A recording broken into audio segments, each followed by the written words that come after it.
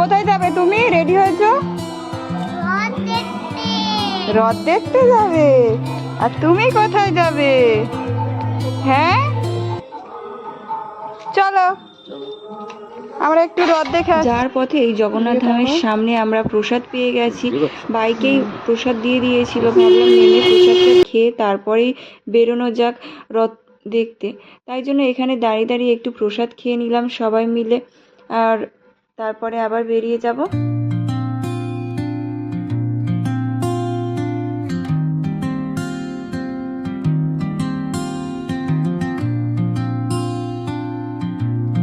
আচ্ছা, তোমাদের রথের দিনটা কেমন কেটেছে অবশ্যই কমেন্ট করে জানিও। আমাদের এখানে তো সারাক্ষণই বৃষ্টি হয়েছে, চারিদিকে একটা কাদা কাদা অবস্থা, তার মধ্যেও আমরা উঠে বেরিয়ে পড়েছি রথ দেখতে। কেননা রথ তো একটা দিনই হবে, না বেরোলে হয় বলুন? সেই জন্য সবাই মিলে বেরিয়ে পড়েছি এখন। আর দেখতে দেখতে আমরা মেলাতে চলেও এসেছি। আর রথের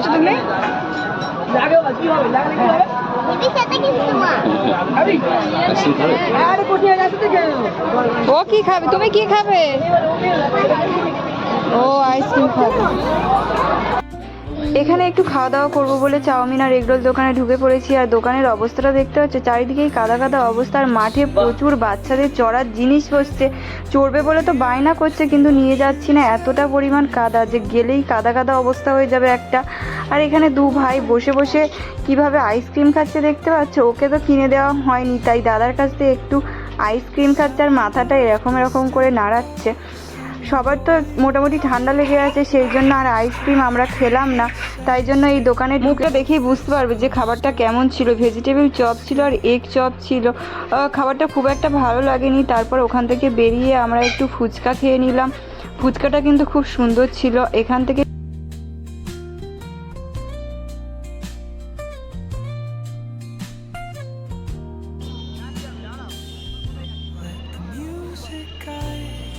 জয় জগন্নাথ।